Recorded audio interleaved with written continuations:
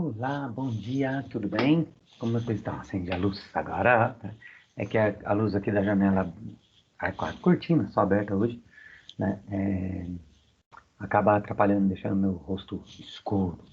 Bom, hoje nós vamos trabalhar uma coisa que eu gosto bastante. Deixa eu levantar essa cadeira que eu tô muito baixinho, né? Aí, agora melhorou. Agora eu tô aparecendo.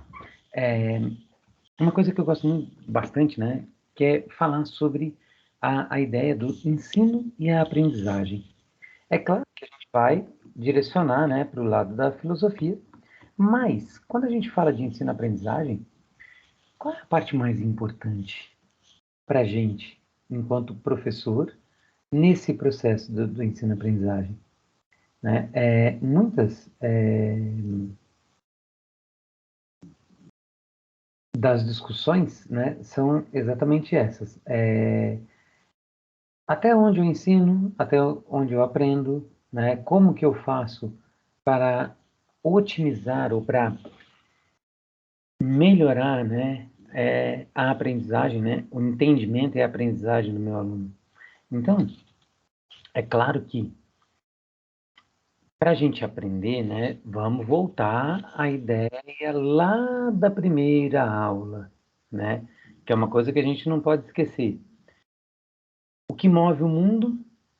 As questões, as dúvidas, as perguntas, né? Buscar essas soluções, né, faz a busca pela solução faz parte do processo. Mas se não existe a pergunta, de onde eu vou partir? Ou melhor, de onde eu vou partir? Eu vou partir de onde eu estou, lógico. Mas para onde? Qual é o meu destino? Se a gente não tem a pergunta bem feita, se a gente não tem a elaboração dessa questão muito bem, né, argumentada e baseada em fatos, né, que eu tenho a curiosidade de responder, o que vai acontecer? Eu fico igual o coelho, né? Falou para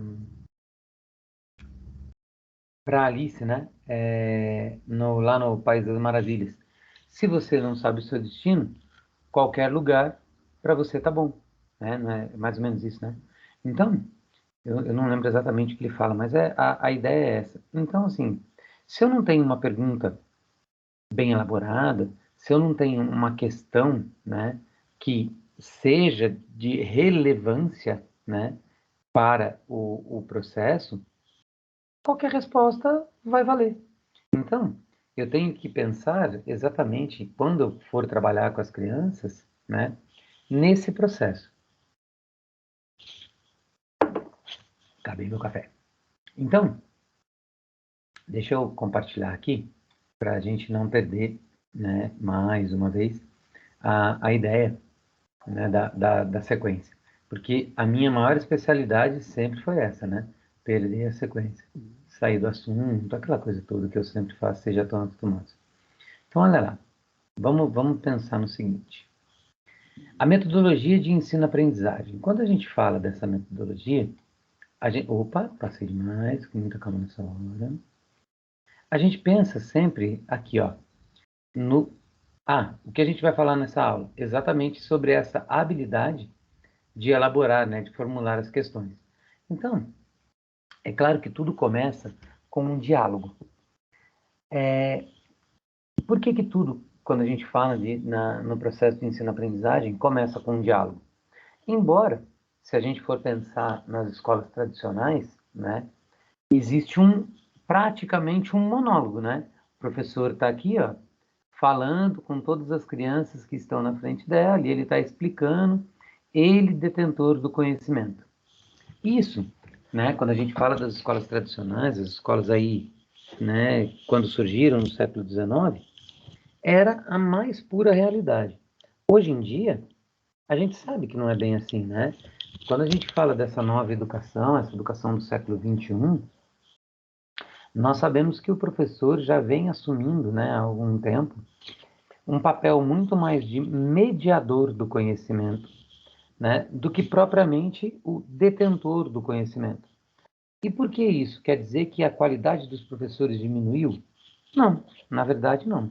A qualidade dos professores eu acho que aumentou e muito. E uma prova disso foi a pandemia, né? Todas as adaptações que nós, professores, tivemos que fazer em tempo recorde, né?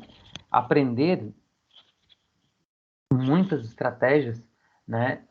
Nesse mesmo tempo recorde e dar conta do recado. Então, por exemplo, nós, a minha geração de professores, né? Não aprendeu na faculdade sobre ensino remoto, sobre aula invertida, sobre educação à distância. A gente não tinha isso. Para a gente era só presencial. E o que aconteceu quando entrou a pandemia? Exatamente isso. A gente teve que se desenvolver, teve que aprender outras habilidades da educação, né, que até então para a gente eram completamente desconhecidas, ou se não fossem completamente desconhecidas, eram pouquíssimas conhecidas, né? E, e a gente teve que se adaptar. Foi fácil? Não, muito difícil, né? Para muitos foi constrangedor, para muitos foi um obstáculo gigantesco, mas para todos, sem dúvida nenhuma, foi uma oportunidade, uma janela de crescimento muito grande. Porque a gente, para fazer isso tudo, a gente teve que quebrar paradigmas. Eu, principalmente, imagina, eu venho da educação física, né? Eu jamais pensaria, né, numa educação física online, numa educação física virtual, num processo, mesmo que eu estivesse trabalhando de forma corporal, mas à distância. Por exemplo, quando a escola que eu trabalho implantou o, o trabalho apostilado, né? Eles começaram a trabalhar com o SAS, aquele sistema ARI de SA, e que é um sistema muito legal, muito bom, inclusive. Mas a gente tinha as reuniões com os representantes e eu perguntava assim, tá, e a educação física? O que vocês têm? Não, a gente não tem nada de educação física. Eu falava assim, mas como que vocês vêm falar para mim que o sistema de vocês é o mais completo se vocês ignoram a educação física, né? E eu comecei a fazer campanha contra o sistema, contra a plataforma que eles apresentavam de educação, plataforma de estudos, porque eu falava assim, eu quero tirar a criança da frente do computador. Eu quero tirar o adolescente do celular, do tablet, do computador. Eu quero levar ele para a prática, para a vida real, para a quadra, né? Eles já passam 4 horas sentados, né, na cadeira, o tempo todo e tal. Precisa melhorar.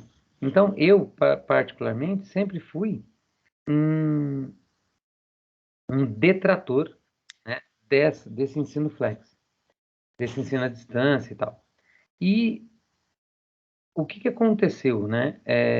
Com a vinda da pandemia, essa foi, não vou dizer a única, mas a melhor solução encontrada para todos e por todos. E daí o que eu tive que fazer? Tive que quebrar paradigma. Como que eu estava então agora dando aula, né, de forma remota, de forma online, e se eu sempre falei contra? Então, essa mudança de mentalidade, essa mudança da visão, ela é perfeitamente aceitável, compreensível e necessária, né, nos tempos atuais. E por que eu falo tudo isso? Porque assim, é,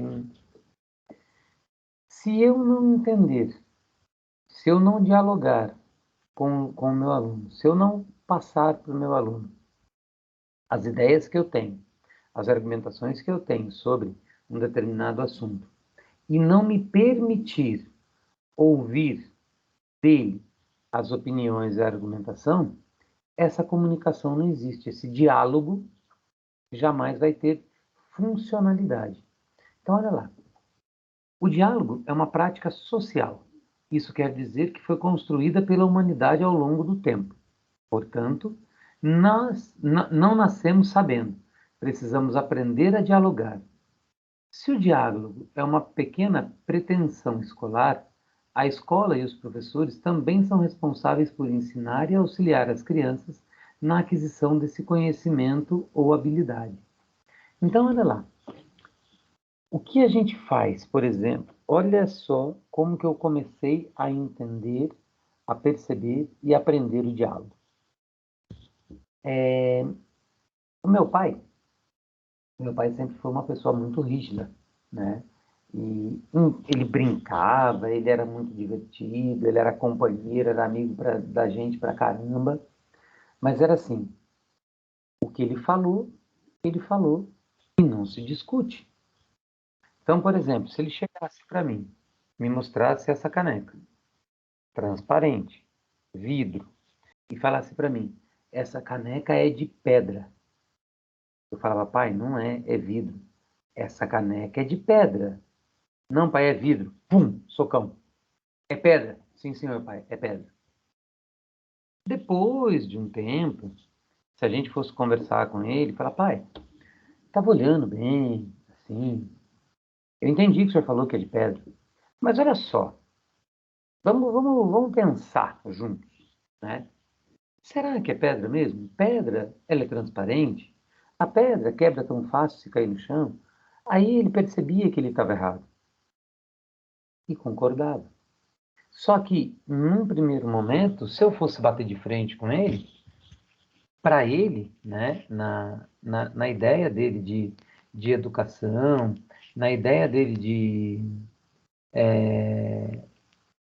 formação e tudo mais, o que valia, né, o que era realmente importante e verdadeiro era a opinião dele.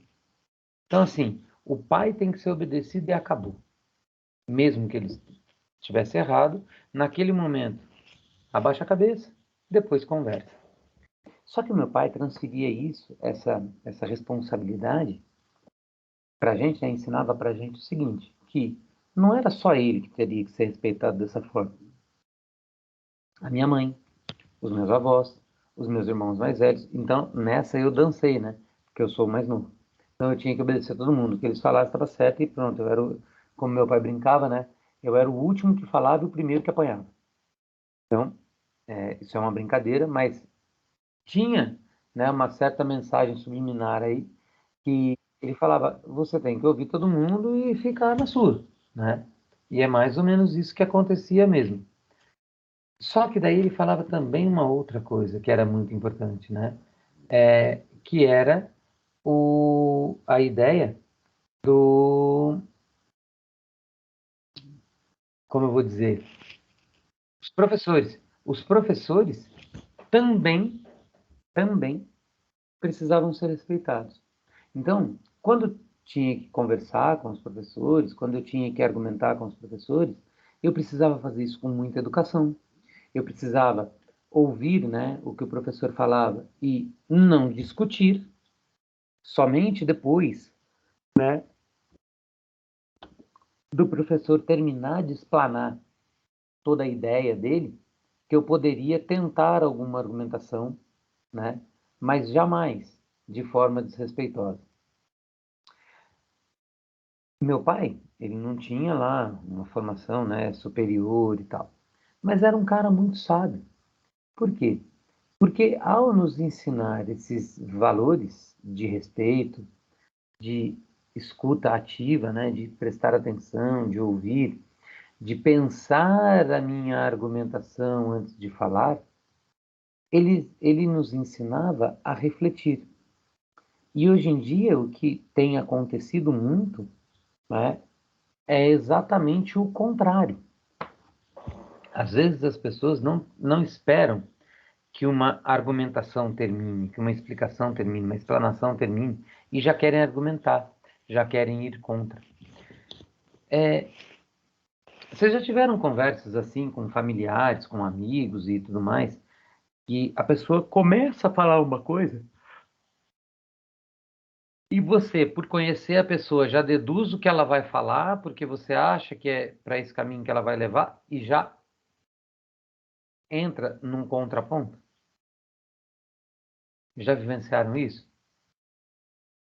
Isso é um erro gigantesco da comunicação, um erro gigantesco do diálogo. Por quê? Porque eu preciso sempre ter uma ideia, ao transmitir uma ideia, fazer uma argumentação, eu preciso ter um começo, um meio e um fim nessa minha argumentação. Porque eu preciso dar a possibilidade para a pessoa que está argumentando, né, a quem está falando comigo, de ter a chance de concluir a fala, de concluir a ideia, para que depois eu faça uma réplica ou uma tréplica, se for o caso. Então, essa ideia, né, da construção de um diálogo é super importante. Então, por exemplo, qual é a melhor maneira, ou qual a melhor forma, ou qual a melhor dica que a gente pode ter para ter um diálogo saudável? A É ouvir melhor. o outro, Oi? Ouvir o ouvir a outro. Mas eu pessoa, acho prestar atenção. Aí exato, depois logo é igual você falou, conversou, né? Porque às vezes, assim, por mais que ele esteja errado, é a ideia deles. Aí eles vão defender essa ideia e vai achar que eles estão certos. Aí se exatamente, você fazer ele enxergar de outra maneira, ou conversar com calma, eles vão ver que tem outras possibilidades, que não é e- aquela tá certa. exatamente. Porque assim, na verdade, não existe uma só verdade, né? Não existe uma só maneira para tudo. O que a gente precisa entender, né? E muito bem, por sinal, é assim, é, todas as vezes, sem exceção, que eu vou fazer alguma coisa, né? Que eu vou tomar partido de alguma coisa, é claro que eu tenho a minha verdade, eu tenho a minha expectativa, a minha ideia, o meu conhecimento. Quando eu vou argumentar com alguma pessoa, dialogar com alguma pessoa sobre isso, pensando no processo de ensino-aprendizagem, o que eu estou trazendo?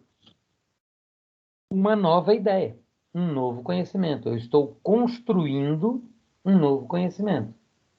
Para isso, eu preciso que a pessoa que está me ouvindo, né, o meu ouvinte, ou a minha plateia, ou a minha sala, quem quer que seja, que eles estejam atentos ao que eu estou falando, mas principalmente e até antes disso, que eles estejam prontos e acessíveis para novos conhecimentos.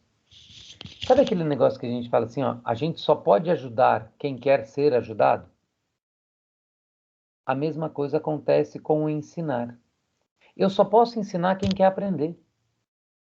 Se a pessoa não está aberta a ouvir, se a pessoa não está predisposta a absorver novos conhecimentos, a ter, né, como possibilidade a construção, né, de um novo saber, fica muito difícil, né? E daí, o que a gente precisa entender, né? E quase que de uma vez por todas, é assim, eu preciso fazer, né, com que toda a possibilidade que eu tenho de conversar, de dialogar, de argumentar com o outro, para que ele mude, né? Não mude, mas adapte a sua visão que ele tem de um determinado assunto, é importante. Agora, como eu posso fazer isso? Você já falou, dialogando, com respeito, com tranquilidade, sem me impor. Porque, ó, Marcelo, você sabe me dizer qual é a diferença de autoridade para autoritarismo? Eu acho que a autoridade é aquela pessoa que ganha um respeito, que a gente respeita. O autoritarismo é aquela pessoa que impõe que você tem que respeitar ela. Perfeito, é exatamente isso. Então, para eu me tornar uma autoridade em um determinado assunto, em uma determinada área, o que eu preciso fazer? Como você disse, conquistar esse espaço, né? Mostrar para as pessoas, né? Mostrar para quem está Porque as em... pessoas precisam ganhar, né? As pessoas precisam confiar, precisam respeitar. Aí você tem que conquistar de alguma forma assim o carinho delas, a confiança, né? Exatamente. E como a gente conquista isso, Marcelo? Com gestos, eu acho que com diálogo, conversa no dia a dia, mostrando a verdade, sendo você mesmo, da melhor forma, né? Isso, exatamente. E principalmente, né, com os exemplos. A gente diz normalmente assim, né, que um exemplo vale mais do que 1.000 palavras, né? Por quê? Porque uma coisa é eu ter um discurso muito bonito, né, muito bem elaborado e tudo mais, de um determinado assunto, mas eu falo uma coisa e faço outra completamente diferente. Qual é a validade que tem nisso? Qual é Nenhum. o real valor, né, de transmissão de conhecimento quando eu faço esse tipo de coisa? Eu Agora, acho que não será? tem, por mais que tenha assim, nas palavras, tudo tem aquele contexto, aquele conhecimento, mas você não prova, você não faz aquilo, você não segue aquilo. Então aquilo não se torna prazeroso ou significativo para alguém, porque de vez de você dar o exemplo, você está fazendo o contrário, né? Exatamente. Então, Marcelo, está arrebentando, é isso mesmo. Então, o que a gente precisa entender, né, quando a gente trabalha com as crianças, é exatamente isso, né? Eu preciso não só transmitir esse conhecimento que eu tenho para a criança, mas também mostrar que eu uso desse conhecimento no meu dia a dia. Que isso que eu estou ensinando, esses valores e tudo mais, que eu ensino para ela, são, na verdade, né, os principais traços desse trabalho que é tão importante. E se eu não perceber isso, se eu não fizer isso de forma correta, eu vou estar invertendo esses valores. Então, por exemplo, quando você está conversando com uma criança e vai passar uma tarefa de casa, né? Um dever de casa, uma tarefa. E a criança pergunta para você por que que tem que fazer isso? Qual seria a melhor resposta? Você fala assim, você precisa fazer para desenvolver mais, para você aprender mais. Aí a gente vai ver aonde você tem mais dificuldade, aonde você sabe mais, para a gente reforçar mais o seu aprendizado. Ó, perfeito. E se são crianças muito pequenas que elas viram para você e falam assim, mas por quê? Aí eu falo assim, para mim te ajudar na busca do conhecimento, para você aprender mais. Aí se você não quiser fazer, você vai ter que fazer aqui dentro da sala de aula. Ó, Aí na já. aula, aí vai, pega e põe eles lá no cantinho, ou então põe assim e fala, olha, agora você não fez na sua casa, você vai fazer aqui. Aí eu vou te ajudar, para ver onde você tem dificuldade, onde você não tem. Tá, vamos lá, beleza. Eu gostei das duas respostas, mas aí agora eu tenho uma outra pergunta para você, em cima do que você falou agora. Se você já dá a opção para a criança de, se você não fizer na sua casa, você vai fazer aqui, qual expectativa você cria nela? Ah, que ela vai ter que fazer de alguma forma. Às vezes os pais ajudam, né? Mas tem vezes que os pais também nem sabem. Ou às vezes o pai está trabalhando, não tem como estar ali dando um auxílio para a criança. Mas esse tempo despendido que você vai usar na sala para fazer o trabalho com ela depois, vai ou não atrapalhar o processo de ensino-aprendizagem futuro? Eu acho que não, porque se você trabalhar direitinho, com todas as crianças, aí você trabalha o mesmo conteúdo com todos, e aquele que você passou, você trabalha depois, numa hora assim que não tiver, que não atrapalhar ninguém. Tá, mas pensa na progressão pedagógica e na sequência do trabalho. Aquele dever de casa, teoricamente, ele tem uma ligação com o que você vai continuar trabalhando, certo? Certo. Se ela não fez, o que pode acontecer? Ela vai ficar meia perdida na aprendizagem. Aí ela vai ficar um pouquinho para trás, Isso vai atrapalhar ou não vai atrapalhar. o seu trabalho? Eu acho assim que o trabalho meu não vai atrapalhar, mas vai atrapalhar a aprendizagem dela A ou dele. sequência. Então, mas essa aprendizagem dele ou dela não é o seu trabalho? É o meu trabalho. Ah! Então, olha só. Eu acho que você tem razão. É claro, a criança, às vezes, não tem esse suporte em casa dos pais para acompanhar, para ajudar a fazer. Às vezes ela está sozinha, né? E o que vai acontecer é que muitas vezes,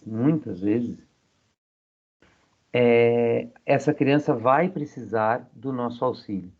E é claro, eu costumo dizer o seguinte: nós temos 12 encontros, né, durante o semestre. Então, são 12 web aulas que a gente tem para desenvolver o conteúdo e tal.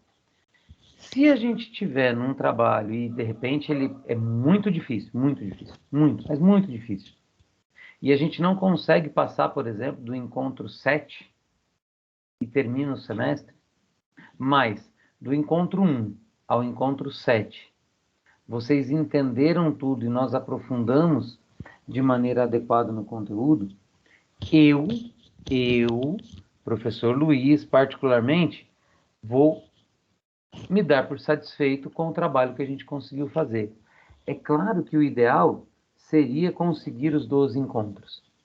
Mas olha, teve feriado, teve problemas, teve gente doente, houveram algumas dúvidas, né, em relação ao conteúdo e a gente precisou fazer um resgate disso, né, precisou rever.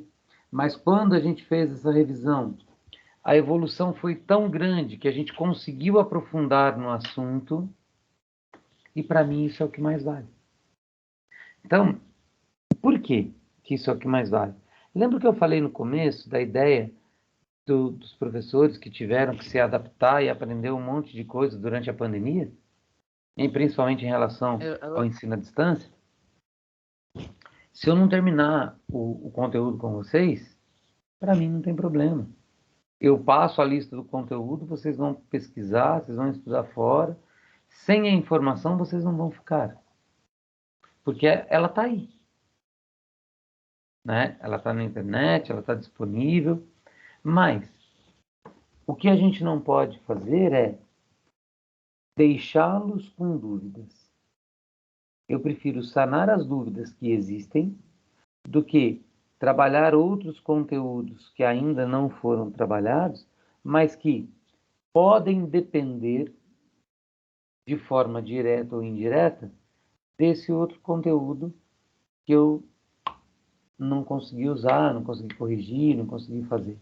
Então, a gente precisa, né, ter essa consciência de conversar. Num diálogo, a gente consegue fazer transferência de responsabilidade. Sim ou não? Sim, E como? Por quê? eu acho que porque assim, porque você tá ali, aí você conversa, depois você, na outra aula, você volta um pouquinho, mas continua adiante, né, para não dar sequência nos estudos. Só que aí daí vai conversando ao longo das aulas. E lógico que também a pandemia, esse foi tudo novo, né? Sim. Teve que renovar tudo. e desafiante, né, também. Bastante, para mim foi muito. E o que acontece é assim, qual é a ideia, né, do diálogo? De repente, Marcelo, como você falou, a gente está conversando e tal, numa próxima aula eu vou fazer uma retomada daquele assunto e a gente segue adiante. Mas e se os alunos propuserem uma mudança no assunto?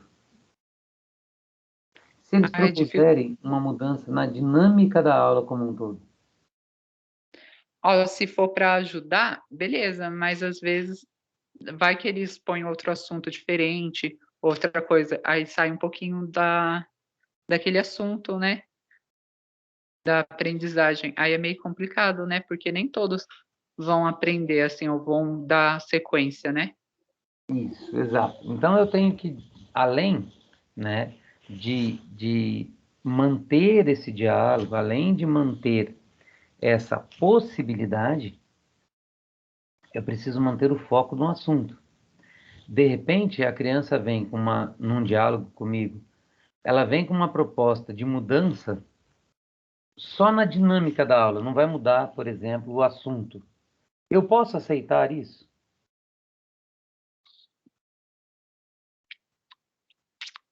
Eu Sim acho ou que não? pode, mas depois você pode retornar ao assunto, ou Não, então você não, falar com o não jeito mudou o assunto, só mudou a dinâmica. a dinâmica. Eu acho que pode sim, E por porque quê? vai que ele se interessa mais. Porque, tipo assim, eles estão ali, aí você tá numa dinâmica, conversando, aí eles não estão, assim, tão prestando atenção. Aí você muda a dinâmica, às vezes ganha mais atenção deles. Exatamente, parabéns, isso aí. Então, entender esse diálogo, né, estar aberto a ouvir essas opiniões, refletir sobre elas e colocá-las em ação é de extrema importância. Então, olha lá, quando se espera para fins escolares, né, quando o que se espera para fins escolares é uma aprendizagem social e historicamente construída, e o diálogo é só um exemplo, então é papel da escola, mas não somente dela, promover esse aprendizado. Então, olha lá, depende só da gente aprender a dialogar, depende só da Ah, gente utilizar, né, os valores humanos para julgar os outros. eu acho que não. Eu acho que depende, assim, de todos, né, do contexto, assim, você tá ali, aí você precisa do um do outro para dialogar. Aí não julgar, assim, mas você tentar entender aquela pessoa. Ela vai conversar, você vai dar apoio, suporte, ou então deixar elas falar as ideias dela, aí você vê se agrega com as suas, ou então você se não agregar, aí você pode dar a sua opinião, aí dar o seu conteúdo, assim, né, fazer que elas tenham outra ideia, outra, né, porque daquela ideia pode surgir uma nova. Isso, legal. E qual é a outra coisa importante? Quem tem que estar junto com a gente nessa jornada do diálogo?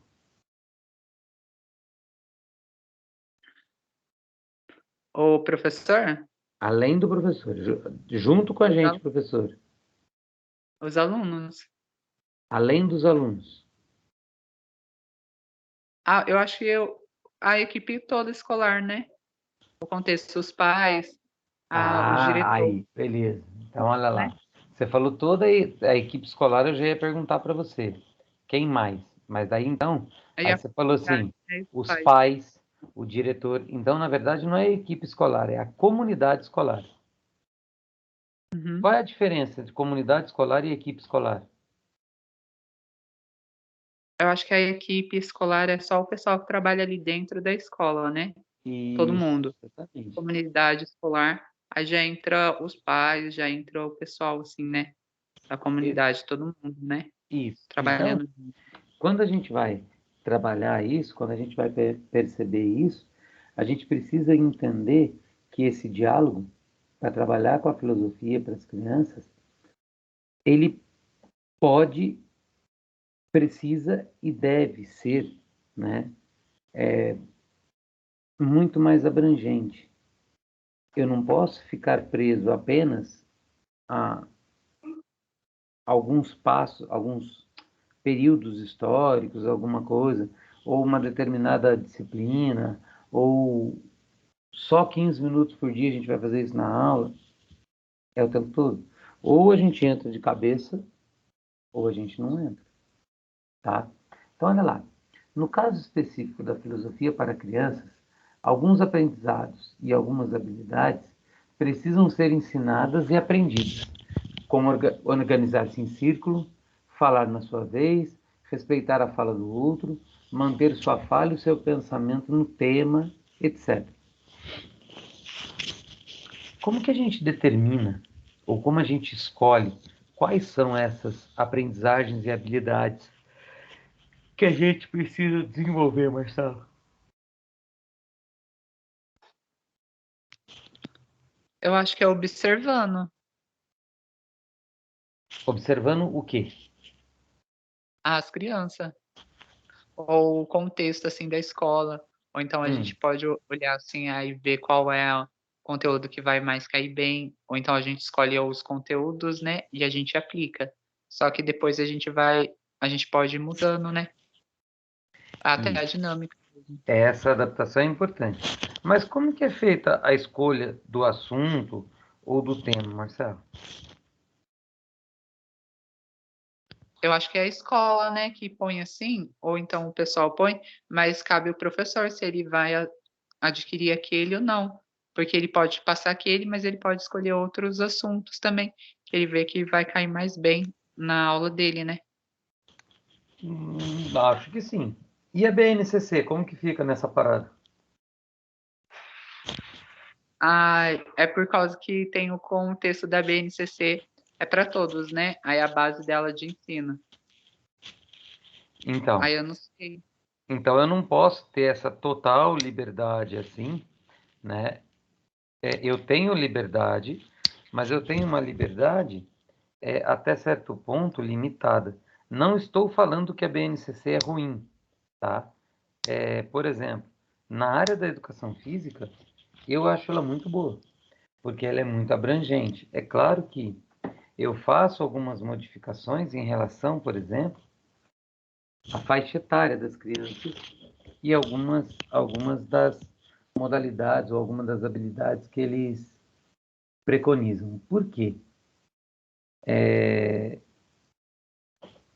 Porque eu acho que algumas habilidades eles começaram a trabalhar no período mais adequado, que foi mais cedo, em relação à idade cronológica dessas crianças, mas existe um outro lado que eles tentaram resgatar esse, esse trabalho de forma errada. Então, por exemplo, eu trabalhei uma determinada modalidade com uma menina dos 7 aos 15 anos, mas eu trabalhei só uma modalidade. O que aconteceu com essa menina? Ela aprendeu muito bem aquela modalidade. Só que as outras, para ela, eram zero à esquerda. Por quê? Porque ela não vivenciou, ela não trabalhou. Então, normalmente, o que a gente faz? Quando eu vou fazer, quando eu vou ter, na verdade, essa possibilidade de desenvolvimento com os meus alunos, eu vou fazer uma avaliação, uma observação, como você disse, né? Uma avaliação diagnóstica, porque eu tenho que procurar encontrar da melhor maneira possível quais são as reais dificuldades desse meu aluno e como, né, ele ou ela está se portando diante dessas dificuldades. Por quê? Uma coisa é eu detectar qual é a dificuldade do meu aluno.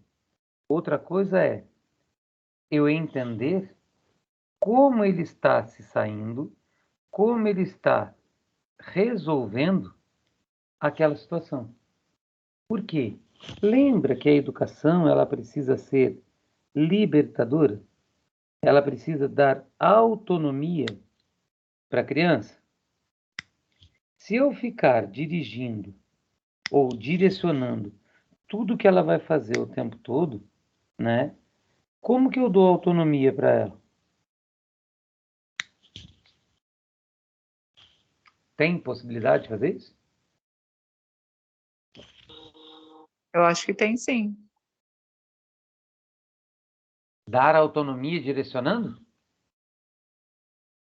Não, eu acho que você pode explicar, você pode ensinar e deixar que ela faça, né? Aí ela vai ter a autonomia dela. Isso aí sim. Então, esse é um paradigma que a gente tem que quebrar. Por quê?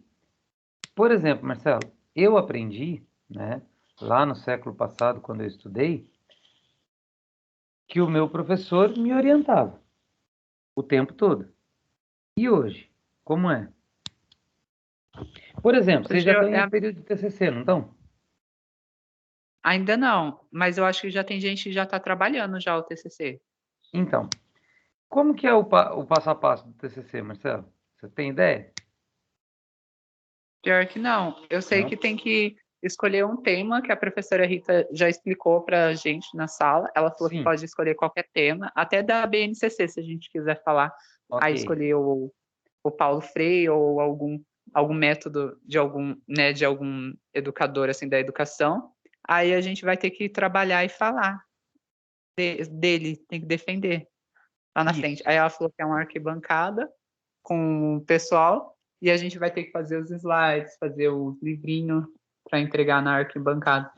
isso. Aí ela sempre fala assim, mas a gente não está trabalhando não. Aí tem umas meninas que já estão fazendo na sala do TCC. Então, beleza.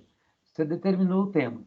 Como você falou, você vai buscar argumentação em pessoas, né, que são É porque referências, que são autoridades no assunto, certo? Para você certo. defender isso. Beleza. É que a gente teve aula com um professor, eu Ah, esqueci o nome dele. Aí ele também ele falava bastante, não só a Rita. Aí ele falava bastante sobre isso daí, só que não foi aula de TCC não. Aí ele falou, ó, então você tiver o TCC, aí vai ter um pessoal, aí você manda para aquele eu esqueci o nome, que tutor. é o coordenador, né? O instrutor. Aí ele vai Isso. avaliar. Não, não é instrutor, não. É um técnico lá que tem. Ele falou que é quase no último ano que tem TCC. É um A gente tutor. vai ter que elaborar o TCC e mandar para o cara, né? Aí ele vai Isso. avaliar. Depois ele manda para a gente para ver se a gente pode modificar alguma coisa, tal. Ele estava explicando. Isso, exatamente. Então, essa tutoria, essa orientação é de um professor. E o que que vai acontecer? Quando você vai criar um TCC, né, quando você vai fazer um TCC, você procura o tema. Quando você procura o tema, você precisa criar uma problematização para esse tema. O que é problematizar o tema? Eu tenho que elaborar uma questão referente a esse tema. E se eu não tenho essa habilidade na formulação das questões, eu acabo perdendo a relevância do meu trabalho. E o TCC, ele precisa ser, né, um trabalho que tenha uma relevância científica, ou seja, alguma coisa valorosa para ser estudada. Então vamos pensar no seguinte: a habilidade de formular as questões, ela é importante. Olha lá, nós conhecemos o mundo por meio da observação e do questionamento sobre ele. Um bebê, antes de completar seu primeiro ano de vida, já começa a observar o mundo ao seu redor e imitar as pessoas com quem convive. Isso é fato. Quando a criança adquire a fala, começa a perguntar: o que é isso? O que faz? Buscando compreender e conceituar as coisas e os objetos. Somente mais tarde, entre 3 e 4 anos, começa a perguntar o porquê de tudo, das ações, das coisas, das falas, das decisões, da própria rotina, buscando estabelecer razão. Assim, podemos perceber que o ato de perguntar é inerente à nossa natureza. Porém, as perguntas rudimentares que foram exemplificadas com o bebê são feitas como um mecanismo de sobrevivência e adaptação ao meio. Não são filosóficas, simplesmente por serem perguntas. As habilidades de formular questões aparentemente é inata, mas na verdade precisa ser ensinada. Olha lá, É muito simples, né? Eu só perguntar para você assim, o que que é isso? O porquê que ele faz isso? Mas por quê? Por quê? Por quê? E eu não te dou chance, né, de desenvolvimento da resposta, de uma reflexão sobre uma resposta já dada, para entender o processo. A gente está vivendo uma sociedade, né, muito imediatista. Ela quer tudo pronto para agora, quando não é para ontem. Então, muitas das vezes, a gente se pega, né, pensando na ideia que poderia ter sido desenvolvida se eu fizesse, sei lá, determinada ação. Se eu penso na ideia, mas não penso no processo, não penso na pergunta do porquê que eu preciso que aquilo aconteça, qual vai ser o objetivo desse trabalho? Qual vai ser o objetivo dessa troca? Qual vai ser o objetivo ou a função dessa conversa? Então, eu preciso estabelecer algumas metas, alguns objetivos, na verdade, antes de metas, para que eu consiga me comunicar melhor, para que eu consiga elaborar a questão de uma forma mais inteligente, mais eficiente. Aí entra aquele problema. E aí, professor, como eu faço isso? Como que eu incentivo a criança a fazer isso? Se o pensamento Eu acho, dela ainda é infantil. eu acho que isso já é mais natural, né? Acontece natural. Natural? O professor não Eu acho, precisa incentivar nada? não, o professor precisa incentivar sim. Só que, tipo assim, a curiosidade da criança de aprender isso na criança, eu acho que já é tudo natural, de buscar, de perguntar, de tudo, assim, sabe? Eu acho que então a gente cresce que perde um pouquinho. Aí o professor precisa tá falando, né? Mas eu acho que ele precisa, assim, tá falando sim. Ou então a criança perguntar, então a criança fazer pergunta, então, ou coisa, o professor, ou não só o professor, mas o adulto em si, ele tem que dar resposta para a criança.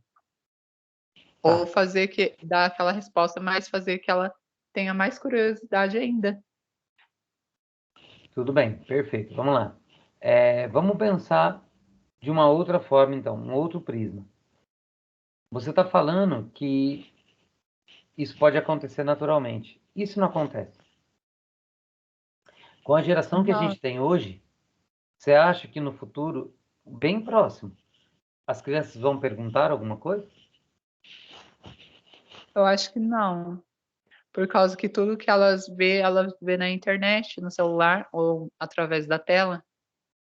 E como que a gente fica nesse negócio? É meio complicado. Só que, tipo assim, a, a internet ou a tela, assim, às vezes não dá a resposta concreta, assim, ou a resposta certa, porque eles não sabem buscar ainda. Aí o professor entra, o que o professor podia mediar, é, mostrar os melhores sites, né, os melhores, assim, página para a criança pesquisar, a curiosidade dela, né? Ok. Tá, beleza. Então, peraí, vamos pensar em outra coisa aqui agora, ó. Mas qual a pergunta que é mais importante que qualquer resposta? Mas qualquer pergunta é mais importante que qualquer resposta? Eu acho que é a resposta. Porque ela Ela é está mais perguntando importante que que a ela... pergunta? Não, é assim, a pergunta é importante, mas eu acho que é mais importante a resposta, por causa que a resposta vai dar a construção na aprendizagem da criança, no entendimento. E a resposta depois pode gerar outra pergunta. Mas se eu fiz a pergunta errada, a resposta continua importante? Não, aí a resposta vai ser errada também. Aí não continua tão importante, que vai atrapalhar, né? Então, olha lá. Para essa coisa lá, há uma máxima que diz que na filosofia as perguntas são mais importantes do que as respostas. Mas nesse caso, precisamos refletir sobre que perguntas são essas. Por que as perguntas são mais importantes? Lembra que a pergunta, né, que move o mundo? Nem sempre todas as perguntas terão a resposta adequada, satisfatória que a gente quer.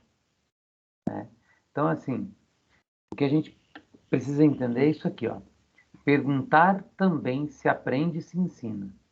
O exercício de elaborar questões faz com que a criança ou o adulto sistematize o seu conhecimento, né? Ou o conhecimento de outra pessoa que esteja expondo, de maneira que se identifique o que não sabe e consiga perguntar. Além disso, precisa elaborar a sua fala para que a pergunta seja inteligível ao outro.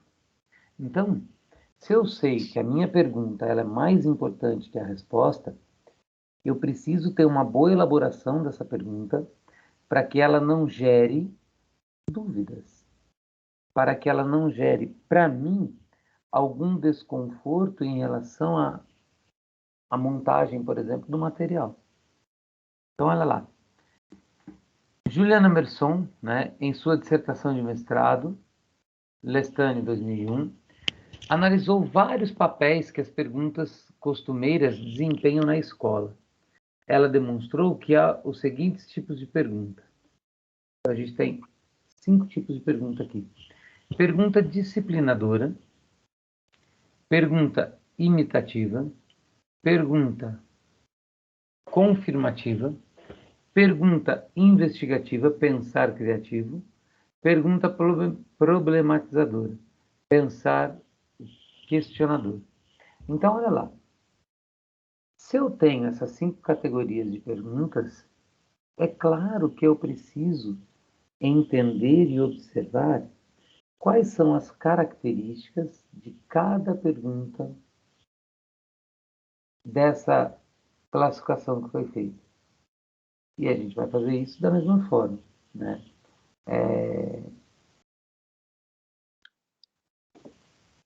A gente vem aqui e vai entender cada uma delas e vai elaborar, né, uma pergunta de cada uma dessas categorias para a gente entender o processo. Tudo bem? Então, olha só.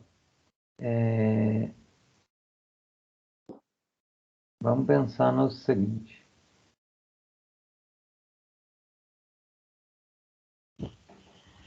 De todos os tipos, né, de perguntas, somente as perguntas investigativas e problematizadoras, elas configuram-se como um pensar inquieto.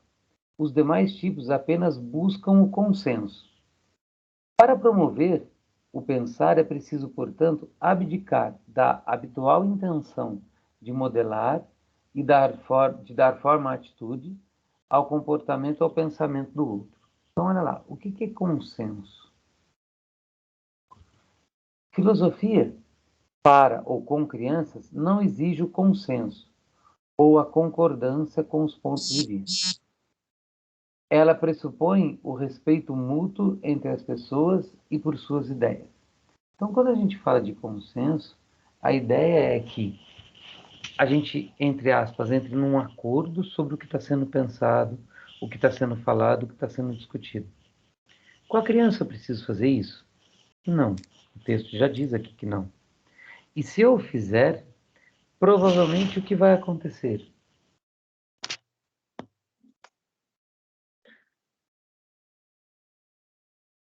Ah, eu já não sei. Eu acho que vai desestimular ela, né? Sim. Desestimula por quê? Como que você acha que faz Porque tá isso? tirando. Oi? Ah, eu já não sei. Olha lá. Pode repetir a pergunta de novo? Como Só que para. eu posso fazer, né, uma ideia desse trabalho, assim, olha só, vamos pensar juntos aqui. Se todas as perguntas, se a disciplinadora, a imitativa e a confirmativa, elas buscam um consenso, né? Elas querem que todo mundo pense igual. Como que eu posso incentivar a criança a elaborar melhores questões se eu, de uma certa forma, estou impondo o que eu quero?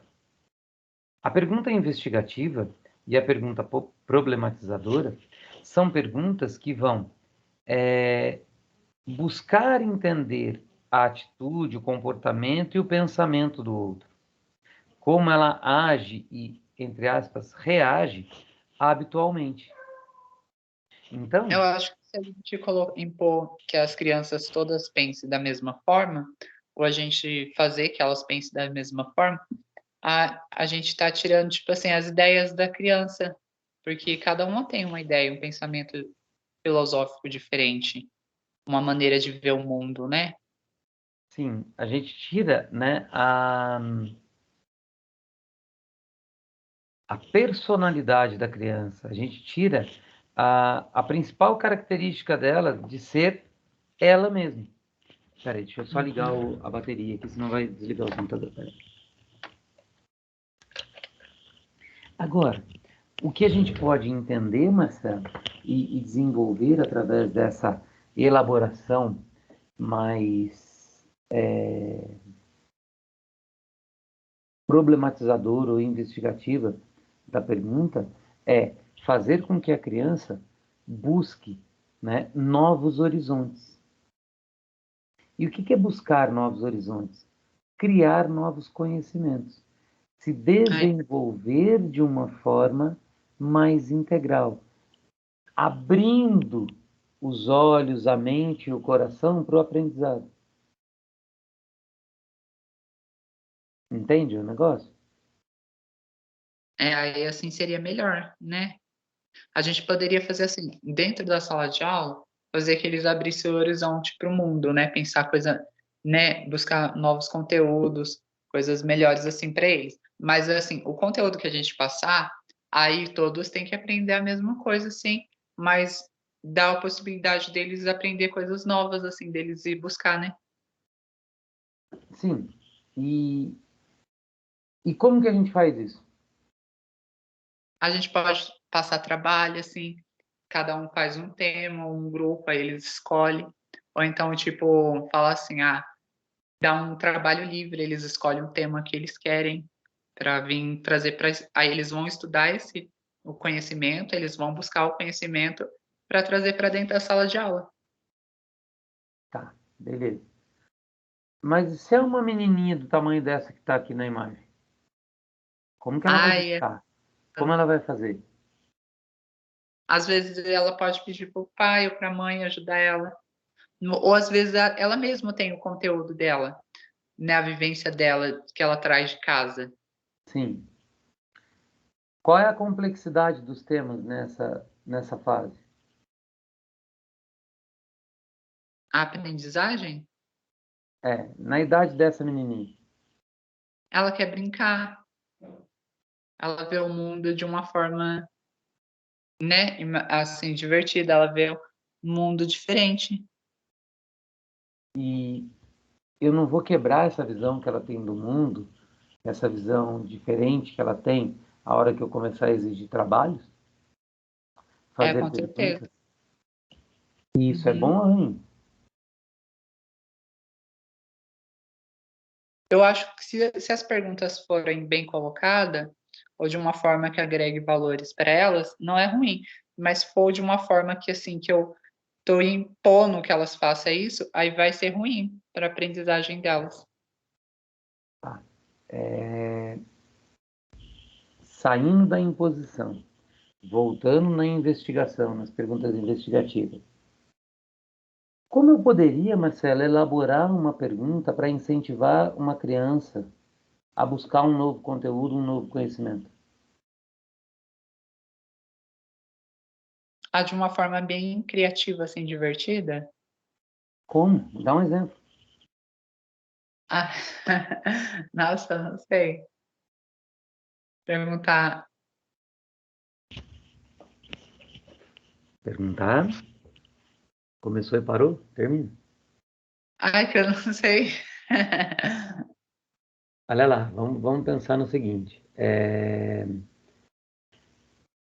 A ideia é que a gente consiga entender o seguinte, ó. Eu tenho uma, uma questão para fazer com a criança. Eu preciso incentivá-la a isso. O que as crianças mais gostam? Ou o ser humano mais gosta? De desafios. A partir do momento que eu desafiar essa criança a buscar o conhecimento, a criar novos horizontes, né?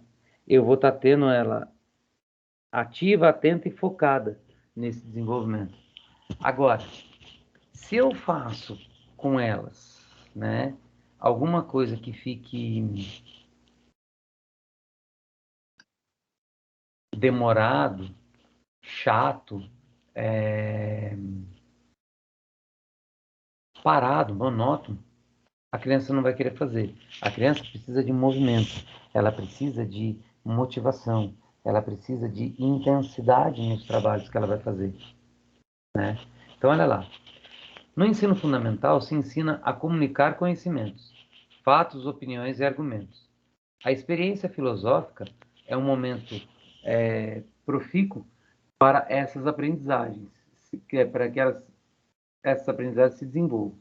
A formulação de perguntas investigativas e problematizadoras é um conteúdo particular. Conseguir expressar por meio de palavras uma inquietação, uma não compreensão, requer habilidades que vão além da linguagem, justamente por se referirem a coisas ou questões incompreendidas. Então, elaborar essas questões é muito mais complicado. Não há uma sequência didática ideal ou única para que os alunos aprendam a realizar as perguntas investigativas ou problematizadoras. A utilização de dinâmicas, materiais diversificados e não conhecidos das crianças ajuda bastante. Aliás, nas experiências da filosofia, para ou com as crianças, o uso de materiais diversificados e estratégias didáticas múltiplas tem se demonstrado necessário e cada vez mais usual. Para desenvolver a habilidade de formular perguntas, o professor pode propor jogos de adivinhação e de desafios, por exemplo. Para finalizar, vale destacar que os estudos, as pesquisas e as inovações acerca de materiais e práticas de ensino da filosofia para crianças continuam sendo desenvolvidos e aprofundados, à medida que novas experiências filosóficas são vivenciadas. Então, Marcelo, assim, não existe uma receita de bolo. Por quê? Você mesmo já deu essa resposta, né? Cada criança entende, observa, enxerga o mundo, os problemas. Problemas, não estou falando de problemas ruins, né? De problematização, de questionamentos, de desafios, né? De uma forma diferente. Então, por exemplo, tem criança que gosta muito, né? De se sentir desafiada, de ser desafiada. Tem criança que não gosta. Tem criança que gosta de pensar muito mais do que agir. Tem criança que gosta de agir muito mais do que pensar. Então eu preciso, dentro de uma sala, criar muitas possibilidades de desafios, de resoluções, de conversas, de atividades. E, e eu não preciso pensar que todos têm que fazer da mesma forma, que todos têm que reagir igualzinho. Por que a gente não pode pensar em reagir igualzinho?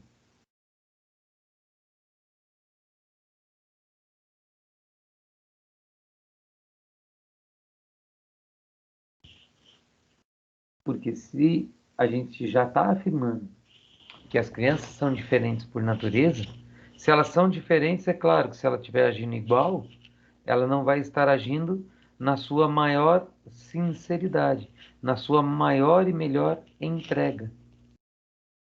Então a gente tem que esperar da criança, né, uma, uma resposta, uma atitude, uma entrega muito mais espontânea.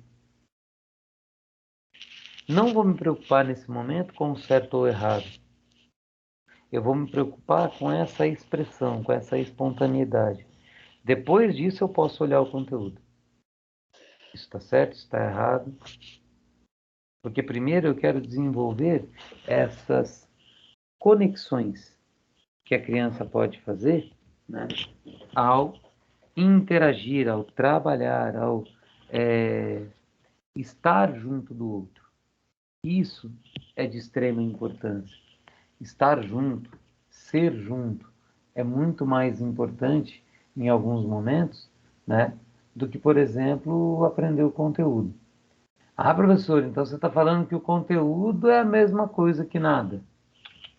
Jamais. Eu estou dizendo que em alguns momentos eu posso e devo tirar o foco desse conteúdo para colocar o foco em outra coisa. E depois eu retomo o conteúdo. Então eu saio de cena, aprendo alguma coisa nova e volto. Saio de cena, aprendo novo e volto. E a hora que eu volto, eu compartilho o que eu aprendi com os meus amigos. Porque quando o outro for sair, ele vai fazer a mesma coisa comigo.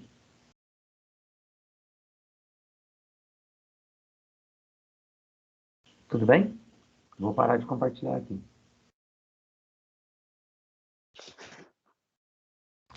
Aí eu pergunto para você, Marcelão,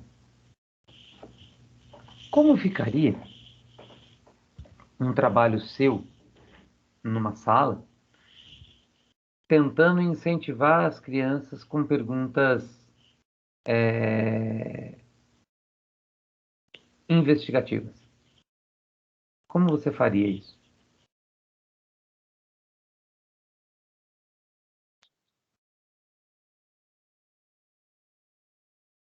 Marcelo? Nossa, pior que eu não sei. Mas eu passaria as perguntas, é Não, investigativo. como é uma pergunta investigativa?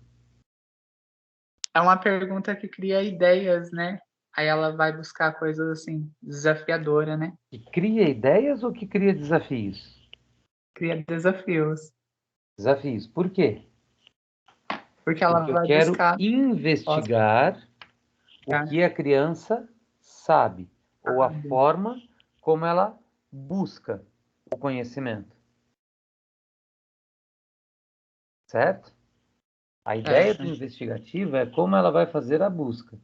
Eu vou incentivar, eu vou, entre aspas, provocar a criança a fazer uma investigação de um determinado assunto, um conteúdo ou alguma coisa assim. Então, na verdade, eu estou proporcionando para o meu aluno a possibilidade de investigar, ok? Ok. Elabora uma pergunta investigativa, então, para mim, sobre um assunto, por exemplo, o assunto que você quiser.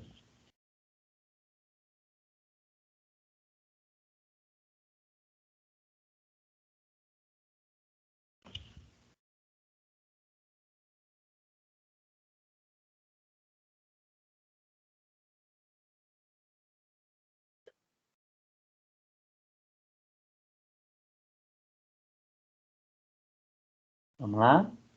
Tenta elaborar uma. Escolhe um assunto e faz uma pergunta investigativa.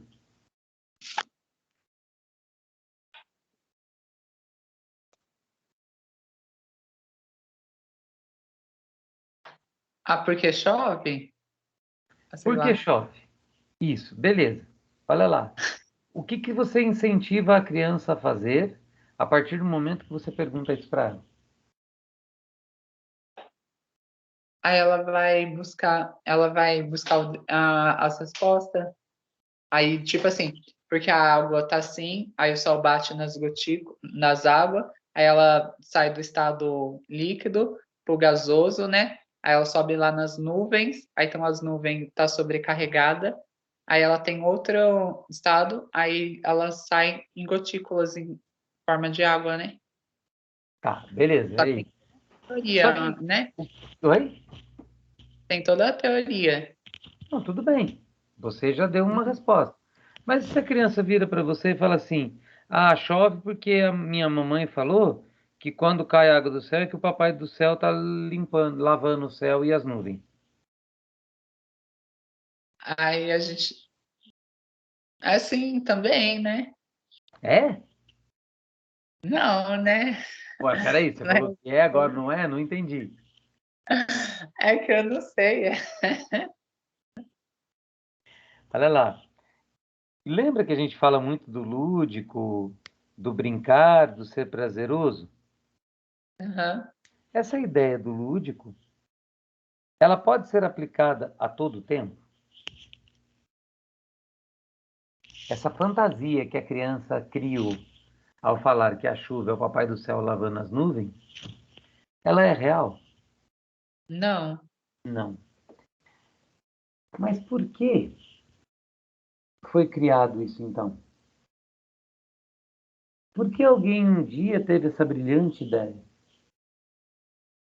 é porque não tinha resposta, porque chove, né? Aí deu essa resposta para a Ou ela não criança. tinha essa resposta, ou ela queria amenizar um sentimento, por exemplo, de medo que muitas crianças têm de chuva. Eu acho que minimizar também o medo, né? Entende? Tem Então, muita. assim, existem as duas possibilidades. Eu preciso quebrar essa fantasia, essa possibilidade que a criança me deu imediatamente e falar para ela, não, ó, não é isso, não tem nada a ver, coisas assim. Não, O que que eu tenho que fazer então? tem que sentar, explicar, conversar com ela, né? De uma forma mais simples, assim, simplificada para ela entender. Isso. Daí, olha só, que legal a ideia do negócio. Vamos pensar assim, ó. Eu tenho uma chance de trabalhar essa fantasia da criança, mas trazer para ela o que é real, o que é importante que ela aprenda, sem dispensar essa fantasia. Por que que ficou sujo lá em cima então e Papai do Céu teve que lavar e a água está caindo lá de cima? O que que será que sujou lá o céu, as nuvens?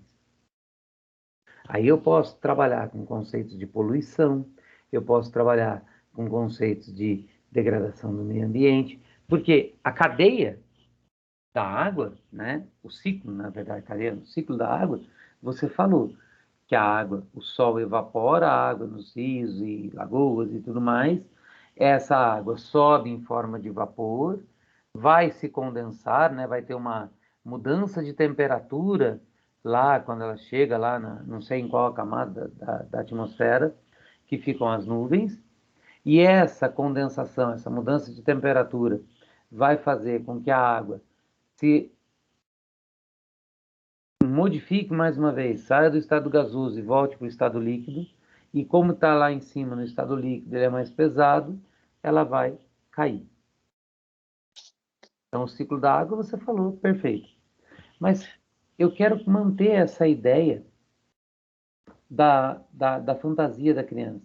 Então, eu falo que o rio estava sujo, porque os homens estão jogando muito lixo, produto químico, está poluindo, está matando os peixes e tal. E quando o sol evaporou essa água, ela levou todos esses produtos químicos lá para as nuvens. E Papai do Céu, e como levou isso tudo para lá, ficou sujo, ficou com cheiro ruim, Papai do Céu teve que lavar. Por isso que a água caiu de novo. Só que tem um detalhe: quando o Papai do Céu lava lá em cima, ele não limpa toda essa sujeira? Igual quando a gente lava a nossa roupa, lava a nossa casa, limpa a casa, a gente não é para a gente tirar a sujeira? Eles certamente vão responder que sim. Aí eu falo, então, Papai do Céu, quando lavou lá em cima, ele limpou toda a água. Então a água, quando volta para o rio, quando volta para a lagoa, volta para o mar, ela volta limpa. E se a gente começar a cuidar muito bem da natureza, não jogar lixo na rua, então eu levo para outros conhecimentos e eu começo a construir conhecimento com as crianças a partir disso. Então olha como foi importante a forma como você fez a pergunta, deu o tema da pergunta e a gente direcionou para o desenvolvimento integral da criança. É legal.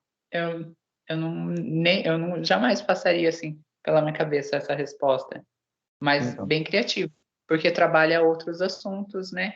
eu não preciso ficar Ambiente preso num só, né? é num só. Então, quando a gente fala da filosofia, a gente fala exatamente disso. Lembra lá que filosofia, né, é o desenvolvimento de novas questões, né, de respostas para novas, é o amigo da sabedoria. Então, eu preciso incentivar a criança a se apaixonar pelo saber, a buscar, né, essa ideia do desenvolver o seu próprio saber a partir daquilo que ela já conhece, que ela tem ao alcance dela. E eu, professor, eu posso direcionar isso. Eu posso levar a criança, eu posso conduzir a criança a aumentar e melhorar a sua possibilidade de aprendizagem. É fácil? Nem um pouquinho.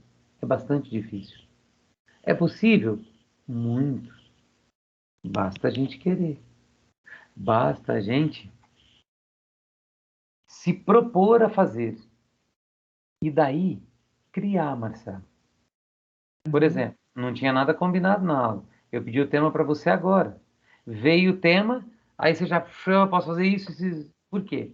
Claro, existe o tempo de experiência, existe a vivência, existe tudo isso. Mas existe também a ideia do ócio criativo, da possibilidade de, o que eu posso fazer com isso? Me deram um limão, né? Eu tive um limão, um negócio azedo, ruim na minha vida. Eu vou ficar chupando limão azedo, fazendo cara feia? Ou eu posso cortar o limão, espremer, colocar água e açúcar e fazer uma limonada, que é muito mais gostoso? Eu escolho o que eu vou fazer com a minha vida. Eu escolho que cor eu vou dar para o meu dia, que cor eu vou dar para a minha aula. Lembra do acordar? Lembro. É isso que eu faço todos os dias. Então, eu E poderia. realmente, é verdade, se você levanta de mau humor, o seu dia é todo ruim. Aí se você levanta de bom humor, parece que tudo flui melhor. Por Sim, mais mas que você tenha algo ruim na frente, no dia a sim, dia, mas se você está de bem humor, você sabe lidar melhor com aquela situação. sim. E como que você faz para mudar a chavinha do mau humor para o bom humor? É estando bem, né? Tá, tudo bem, mas você acordou de mau humor, então você não acordou bem. Você nem queria acordar naquela hora. Ai, aí você tenta refletir, respira fundo e tenta começar um dia bom, Exatamente. Eu tenho que mudar a né? atitude. Uhum. Então, a ação, a atitude, ela é muito importante em tudo que a gente vai fazer. Eu não posso ficar, odeio até posso, vai. Eu não devo ficar parado esperando as coisas acontecer, sabendo que isso pode acarretar uma série de prejuízos para mim.